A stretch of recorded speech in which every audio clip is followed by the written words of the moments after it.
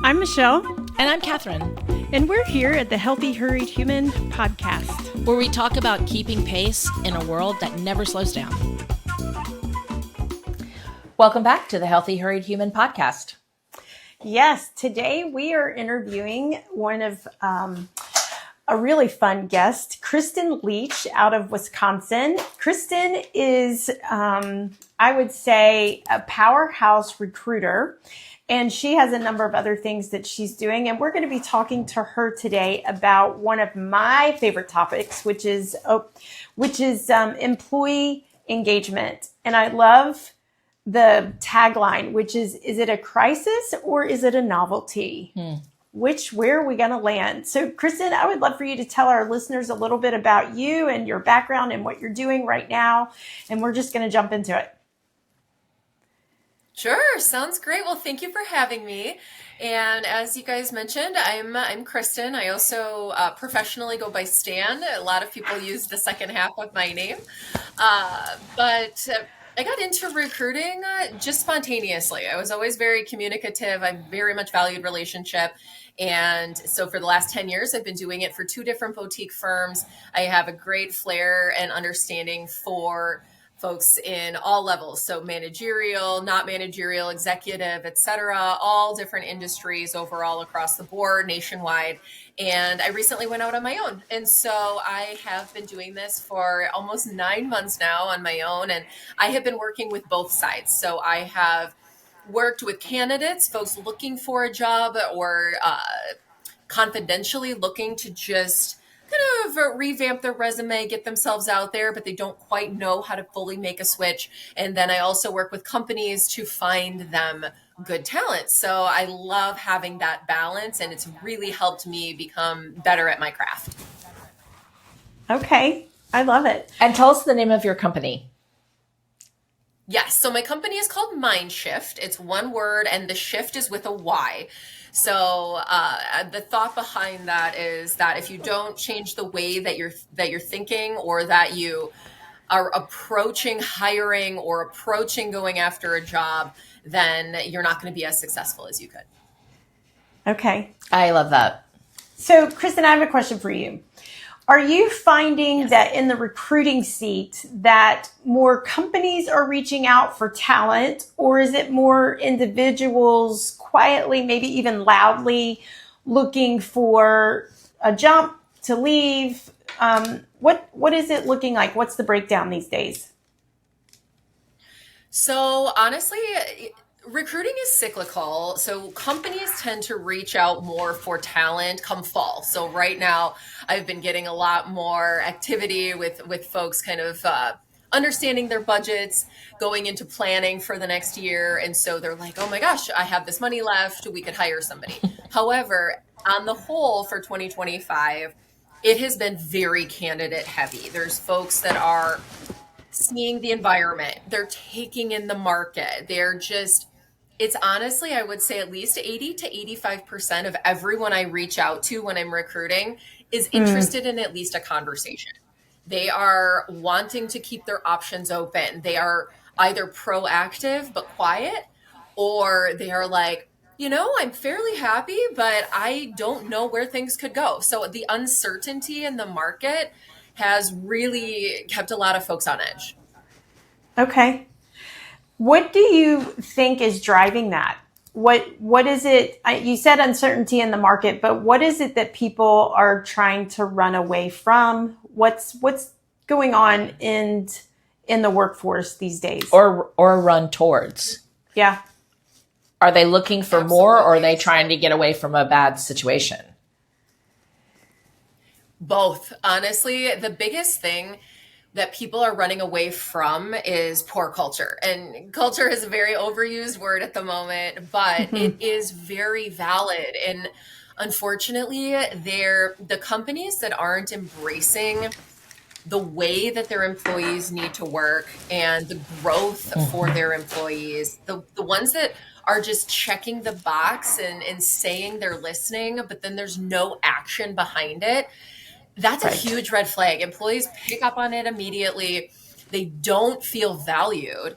And so really people, it's the most difficult thing to interview for, but they want to find somewhere where they can not only have a purpose, but their growth is kind of one and the same with the company. They're looking for better alignment, and they want to know that when they come in, they can not only have an impact, but that they're allowed to do the job they were hired to do. So they're running away from micromanagement. They're running away from just kind of feeling like they're putting their entire heart into it, but it's not enough. And that is so draining. And then obviously you have more of that work-life balance. There's some people that really need, a lot more people are willing to sacrifice additional funds or money for extra time and for extra flexibility. And that is, that's sometimes still a hard pill to swallow for hiring managers with companies right now. I feel like when companies are, you said right now, they're in this part of the year when they can, oh, we've got some money, we can hire, all of that. It's almost like it's like a dating app, or they really sell themselves, and it's hard for potential talent to read through the posturing that a company, oh, look at what we're going to do for you. And when you come here, it's going to be great. Right. We have cereal in the break room, and we give you your days. Like they really just lay it all out there. And then it's so disheartening because employees see that, they want that. They're told they're going to get to work in their wheelhouse, or you're the perfect candidate for this. And then it's not. Are there ways for employees to sort of see through the posturing of companies when the companies are in a good place to hire? Right. So I always say that go into an interview as though you're interviewing the company as well. There's so many candidates that are afraid they're so concerned about how they come across to the company. They want to feel as though they position themselves the best, right? So you have this constant back and forth of like peacocking, like the company's trying to be really good, candidates trying to be really good. But one thing that I always say is important, come ready to ask the deep questions. So for example, if a company was to say, hey, if you found yourself in this situation, how would you handle it? That's a normal behavioral question, right? And it's like, well, I've done this and this and this.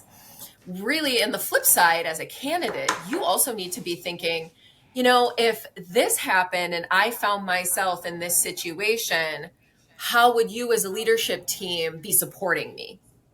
And so it's almost switching from a level of support. So if I had this, this, and this, how can I expect to be supported? And then the other thing that you can always do too, which is a little bold, so you have to be careful with how you do it. But if somebody's asking you for references, it is completely within your jurisdiction as a candidate to ask them for a reference as well. Who can I speak to from a client? Who can I speak to from a former employee? Who can I speak to on your behalf? And are you open to me doing that? Because a strong, culturally, foundationally, compassionate, and well-rooted company will have no problem giving that to you, and or allowing or opening it up and say, you can talk to one of our team members. And I think that is what is critical, because the ones that hesitate, you have to watch for those subtle cues, red flag, nonverbal cues. What does the hiring manager look like if they're like, and just, you have to be able to see through the words, but how they're reacting to what you're asking for. I like it. I like that a lot. I want to circle back to something that you said earlier, that you're noticing people are looking for time and flexibility. In what capacity how does that they're willing to take less pay if a company's going to offer them time and flexibility? Are we talking PTO time? Are we talking work from home? What are the two? Because that's where my mind went, is that they want more vacation time and they want to be able to work from home. Is that where you're seeing those two commodities really showing up? The work from home right now is critical. And I will tell you that critical. Honestly, it's critical for two reasons. It's critical because if you are allowing a high performer, especially from managerial level and above, right? So they maybe have a little extra tenure. They've had 10 to 15 years of workforce under their belt, right? You can't go in assuming that they're not going to be accountable to their job. So you have to trust and provide that trust. But commute times are draining, and a high performer will work 10 hours a day if they know that there might be 2 or 3 days a week that they can work from home, and they log in and they're available. And if you're providing them with that flexibility, they will in essence reward you with the level of hard work that they're doing. Now, it doesn't always happen, but then that's why a company should have good metrics in place, because if an employee is not hitting certain metrics, or the results aren't there, or you just can notice an attitude shift, then you have to have the conversation. It shouldn't just go to, oh, it's because you're working from home. That is not impacting a person's dedication and what they can actually perform, how they actually perform, and how hard they work. You can't use that as a measure of control, just making sure somebody's in office. So people, to go back to answer your question, people are very much valuing the balance of parenting. So if it is a male employee, if it's a female employee, at least they can know that, hey, if I have to schedule a dentist appointment for my child, or I have to do this and this, I know that I'll be home that day. They are starting to automatically say, okay, I'll log in earlier so that I know I'm going to be out, and then I'll come back. We're always available. We always have our cell phones. Leaders need to start embracing the fact that people will be available if it's for the right things. If it's just a meeting to have a meeting, that makes no sense. We need to be more efficient. We need to be more trusting, and we need to understand the metrics in place so that it is a clear, defined, no, they're not doing this. And that is way more legal. That is way more realistic. You have a better data point. You can't just say, oh, well, your team's light was yellow, so I'm just assuming that, you were playing video games and at the park with your kid all day. That's not fair, right? And so they might have been, but guess what? If all their work is done and the clients are happy and you're bringing money in, so what? It's just that understanding. That's such a huge factor and a discussion, because, well, at least I know kind of like in our region, there's been a huge call back to the office in all the major corporations and government corporations. It's, you have to show up. And it's, what I'm noticing is that before COVID, there were people who had, like you said, they had tenure. They were already working 3 days a week in the office, 2 days from home. But the new shift is 5 days in the office, no questions asked. And I'm thinking, what have we forgotten? Because it's, well, where I live in Atlanta, and the stress and the crush of traffic, by the time you actually get to the office, or I have a friend of mine in healthcare, and it's a 30-minute commute, have to park in a particular parking lot, wait for the bus to take them to the hospital, go through security checks. It's a 30-minute process by the time she hits the hospital campus to get to her workstation. And you're starting your day 100%. And that's a time factor where the answer of you need to show up 15 minutes earlier, or the lack of understanding and compassion, there's not that much they can do except maybe run more, have closer parking lots or run more buses. That's a hard problem to fix. So the question that we have for employers is, how can you show compassion and grace and understanding? And at least, because they still have to show up and clock in at a particular time. So when you're having the conversation with the people that are asking you to recruit for them, the hiring company, how are you approaching this conversation? Because you're giving them data that they need to understand. What are those conversations like, if you don't mind us asking? Sure. It's a sensitive conversation, right? Especially in healthcare or in financial, something that's very highly regulated. And let's just be real, 9 times out of 10, they're like, it's out of our control. Most hiring managers are Sure. like, this is what the CEO is demanding. This is what our Yes. board is demanding, right? And so what I like to tell leaders is that if you're not caring, you're not leading. If you're not listening, you're not caring. So are you better off forcing an employee to show up at a certain time just so they can be there?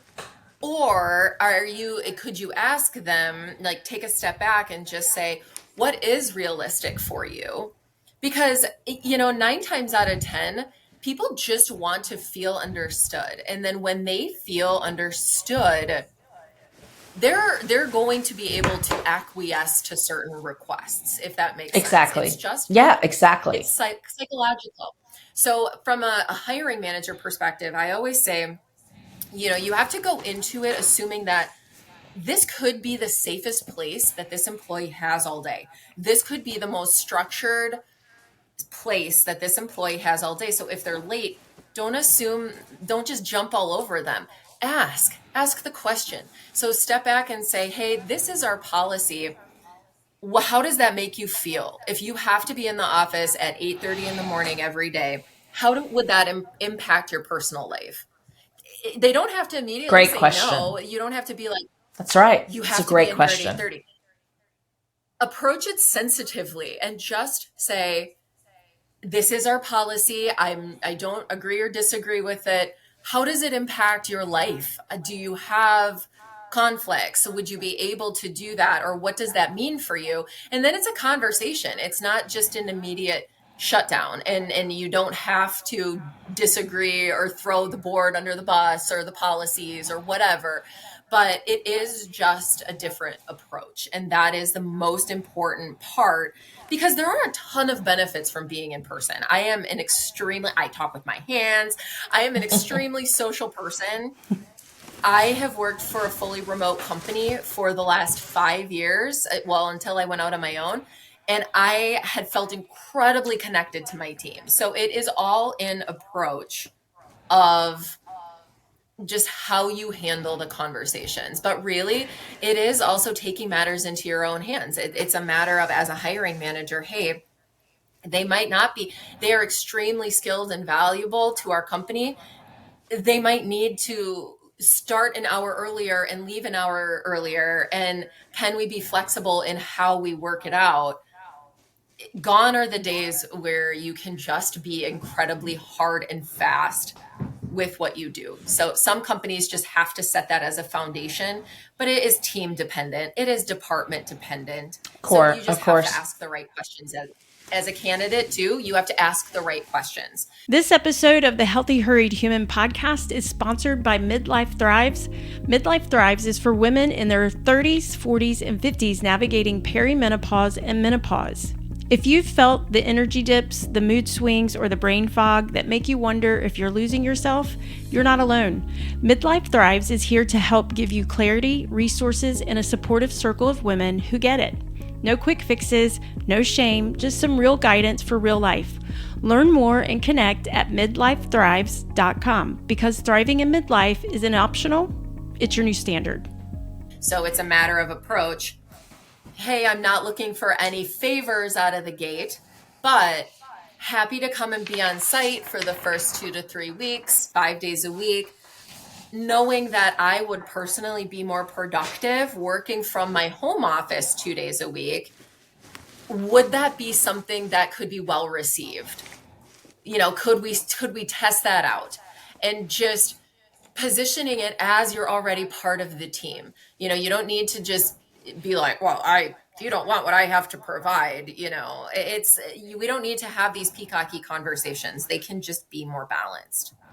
Kristan, I am a big believer and proponent when I go into pretty much every industry of leadership, higher leadership empowering their middle management, because that's where middle management is where everything either goes to live or die.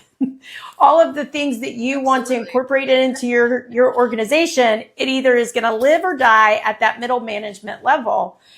And for me, what I've seen in working across industries is whether a company or an organization is good at empowering that middle management or squashing middle management, because when middle management is empowered to make common sense decisions, or, like you were talking about, that person saying, look, I'm not going to say I agree or disagree with the board. Here's our policies.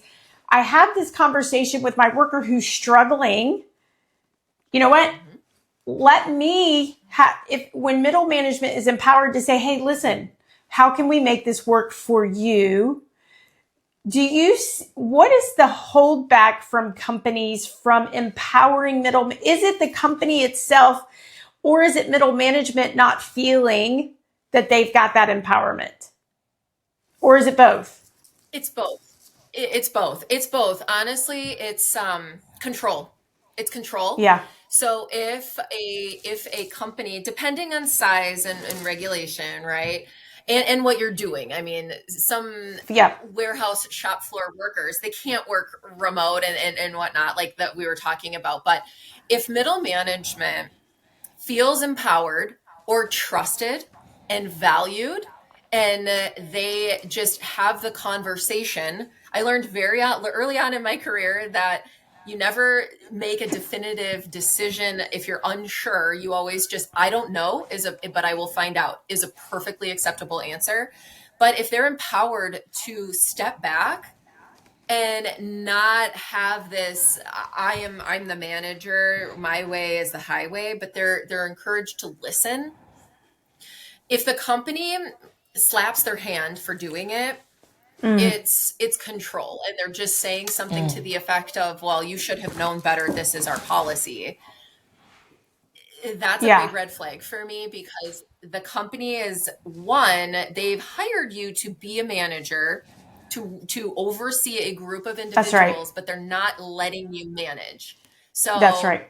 They're not even willing to hear out the scenario, right? And so that's very challenging, because a lot of companies then can't get out of their own way, and there needs to be a big habit change there. But middle managers, I heard this statistic last year in my old company. The majority of individuals that are in middle management, they start in their mid 30s to mid 40s. It's a big range. Sometimes it's even earlier, but they don't actually get management training until their early to late 40s. So you have an entire population of people in their early 30s who have never managed before, but they show very great potential. They're high performers, right? You have a whole group of high performers who've been good at what they do, now trying to fill in a leadership role to teach other people how to do it. But all they know is how they've done it. So training, for one, needs to be bumped up, because being a leader and being an independent contributor are incredibly different. And a lot of companies just don't acknowledge that. They're like, oh, your next step is a leader. You've just shown so much promise, and great. They probably can be, but they're also thirsty for the growth and how can I do this in the best way? So when middle management maybe makes some decisions, they're essentially just leaning on the board or their executives, and they don't know what to say. They don't know how to be compassionate. They don't know how to properly listen and just ask the questions. So that's why you have more people being like, no, we can't do that, because they don't want to get in trouble. They don't know how to do it. So what I'm hearing you say is that we have people in middle management, based on that statistic, that are spending 10 plus years in that position before they even get the training on how to perform in that position as a manager. Talk about putting the cart before the horse. Well, so I have a lot of theories about this, and one of the statistics that I cannot quote right now, but it's that boomers are like, people are staying in positions longer. So there's not a promotion next step. And there's this lag that's happening in the promotions because it's too top heavy of people not leaving a company or staying around. And so there's a drag with the promotions. Is that one of the reasons what you're seeing with that? Or is it that there's just no training program?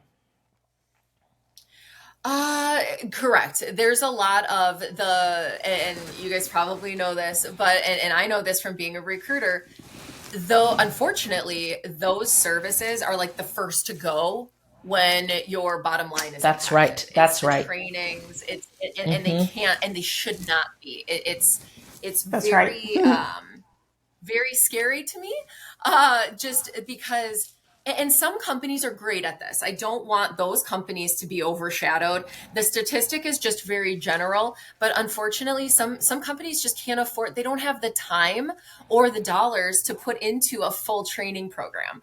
So, but what then needs to happen is they need to empower maybe that middle manager. Mentorship. They need to at least, yes, they need to have a mentorship. They need to, or I personally, I was in a position where I experienced the same thing. I went from being a performer to a leader, and I looked at podcasts. I had this phenomenal book and podcast. It was called Welcome to Management, and it was all about how to transition from being an independent contributor to a leader.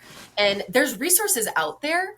But if the companies just took a moment, and you don't have to pay for these, right? Or you just pay the $11 to get them the book. And there's other things that they can do. So it's unfortunately lack of a training program, or it's just, it's kind of, I don't have the time. So I am just going to naively trust you to go and do it. And if you don't, there's consequences, right? And it happens so quickly that it's not intentional. Yeah. So I'm really proud of us because this whole episode has been on, if people are listening, it's been on worker engagement.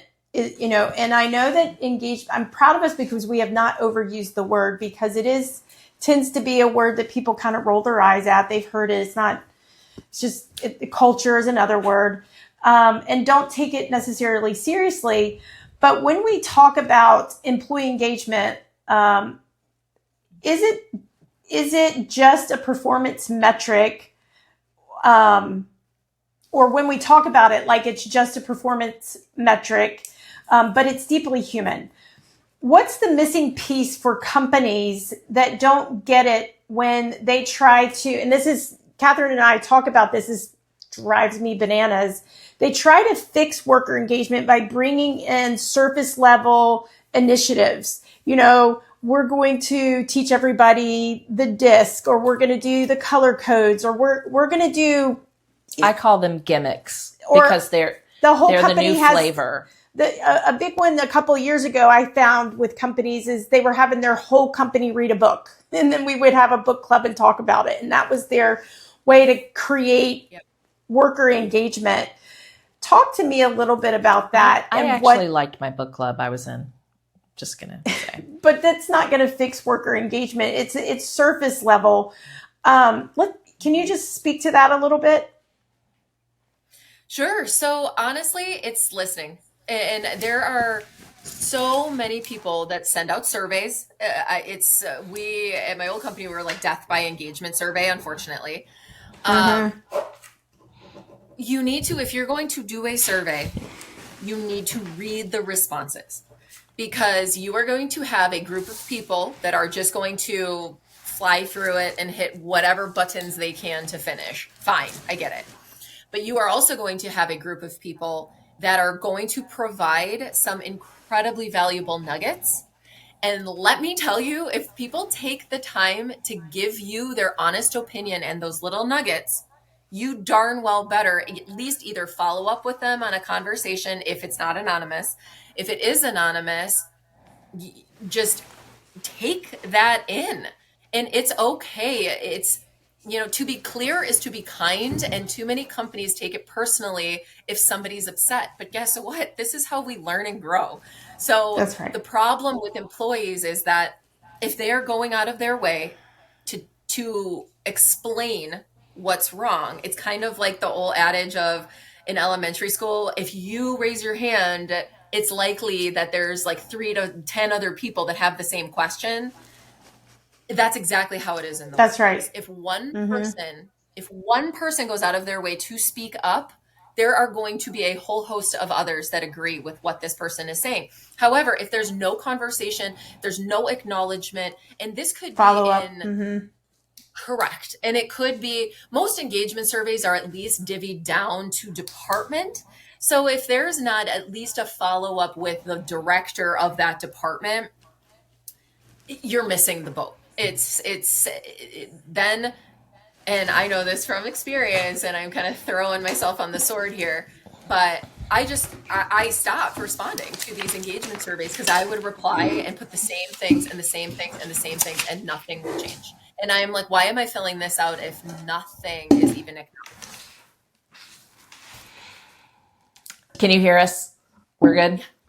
Yes. Okay. We just moved some equipment and the screen went blank. So just sorry about that. This takes us back to the beginning of the conversation, and I'm like, ooh, this is another great question for potential employee interviewing, is to say, hey, I would love to know, when's the last time you've done any sort of engagement surveys, and what were some of the things that you learned about your employees when you did it? That is a great, powerful question. There's so many things, and we're really hitting up against the time limit we told you that we were going to have, and we're really sorry that we're running a little over.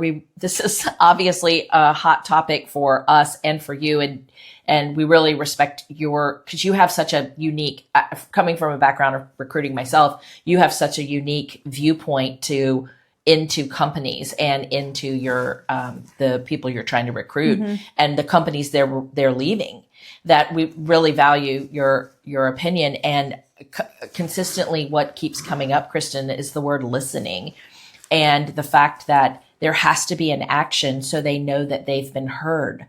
And I can think of companies when they were remodeling their buildings, they put a survey out about what do you want, and they if it was physically possible and safe, they put every single thing in there, even a basketball court, half basketball court. People are like, you're gonna, and it changed the employees' engagement because they were heard. And guess what? What you said, but what you said earlier is employees will show up harder for you to get the work done. And it's very easy to see if they slack off. But when they're heard or responded to, and it could be something as simple as the toilet paper in the bathroom, that I'm not kidding about these engagement things, like what really irritates them, or a start time for a meeting, or the value of a meeting if it's wasting their time. When there are tangible things that are seen from listening, that is when engagement and trust really happens. And I'm going to be stuck with this one for a long time. What you said of, if you care, well, now I've butchered it. What is it? If you're not caring, you're not leading. And if you're not listening, you're not caring. That's right there. That's so good. Listen, so I'm going to take this moment to call out a couple of industries that I'm like, I want to say, you need to, if you're listening to this and you're in this industry, pay attention, sit up, listen. And one of them is education. Another one is healthcare. Let me tell you, those two industries love their surveys. They love to send their superintendents out and talk to the teachers, talk to the nurses. And then the nurses and the teachers are like, I've seen nothing. I've seen nothing that we talked about in our meetings and that you asked us about and told us that you see us and you love us and you appreciate us because we're the frontline people. Those two industries, I'm going to call you out right now. If you're in leadership, you need to listen and you need to pay attention and you need to put some action behind what you're hearing. And it's got to get down to to all levels. It can't just be the C-suite or the middle management that sees the effects of the surveys. Oh yeah. And most of the time, they're the ones doing the surveys the most. Absolutely. Well, and you can't, so often I also hear from executive leadership candidates, I am one to be on the floor. I want my people to see me. I want them to feel comfortable with me. They need to still be listening. And it's just a matter of, it used to be praise. It used to be great job and affirmation. And affirmation has switched to acknowledgement. The basic need of an employee is acknowledgement. That's right. So it doesn't have to be praise, or it could say, hey, I sent you were a little off in your meeting today. What's going on? And that's all it is. You don't have to be good or bad. You don't have to be reprimanded. It's just, what is going on? And that is what's so important. And to your point, Michelle, all industries, before I got into recruiting, I was in advertising and marketing, and you can imagine how fast those industries run, just like healthcare. If you're not doing a post-mortem or a follow-up after a big launch or after a big sale or after a big completion, if you're in manufacturing and you had a big shipment that went out, if you're spending all of the time to fulfill orders or build something, or even in healthcare where it's this massive initiative, if you're not taking the 1 hour afterwards to get the entire team together and talk about what went well, what didn't, what can we keep our eyes on for next time, what do we need to consider, it's 1 hour, and that's going to completely transform how you do your next. So it's not this, I am extremely pet peeved with inefficiency. And if you can take that 1 hour to then revamp your next 40 hours that you put into a project, it will save you extreme amounts of money. Shocking. Let me give anyone listening, how they don't have that. Anyone listening, you write that up, and guess what you're developing? A training manual. Because all these people have terrible training because they don't have practical lived experiences. Write it up, get it written down. When or if it's a success or if it's a failure, you now have your training manual. That's right. And record the meeting. We all have AI. We all have record. We all have AI companion on Zoom. Just record the meeting and then have it, put some bullet points. There's your training manual. Yeah. And with AI, it'll type the training manual for you. Listen, I feel like we're in a church right now, because I'm like, where's the choir behind us? I'm like, whoo, yes, all the things. We're saying all the things that I'm like, pay attention, listen to this. We're here, the three of us are coming to you, whatever industry you're in, and we can fix you. Listen, this is good stuff. This is why you're but it's small tweaks. It is. It's bite-sized chunks. It's doable. That's what I want people to know, is this is so doable, and it's not hard. And if you don't have the capacity for it, find someone, I don't know, like Foxygen, like Kristan, who can and who does have the capacity. We can make it super easy. It's just, this is really doable. And to me, it's just always mind boggling. And I scratch my head because I'm like, I don't know why you're not doing it.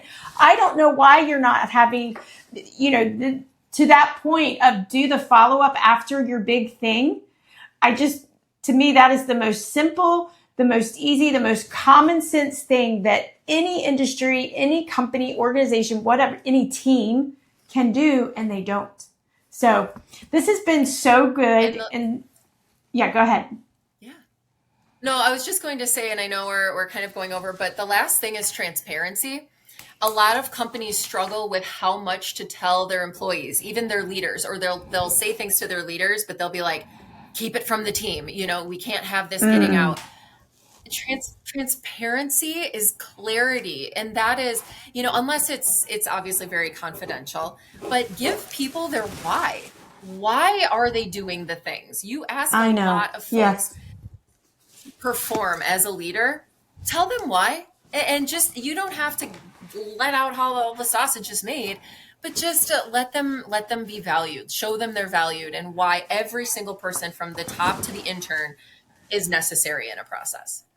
Yes. Woo. Amen. We've talked about that too. Let them see the end, the whole, you have a phrase for it, the end process. Like, what am I doing this line part? Of sight. Line of sight. That's her her wording on that. And it's just, every employee needs that. It's great. Absolutely. This has been so fantastic. Yeah, there's so many aspects that, Kristan, we might have to have you come back on because you have such great phrases like snaps that we can just, quick cuts and clarity and transparency. And it's great. It's fantastic. And there's just so many things. I do want to piggyback on one thing that I thought of about taking the hour about what went well.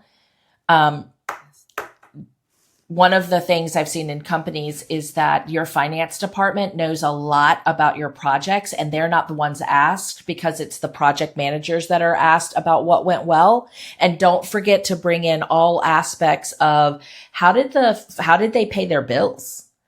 Was it difficult? Did we get enough? And your salespeople,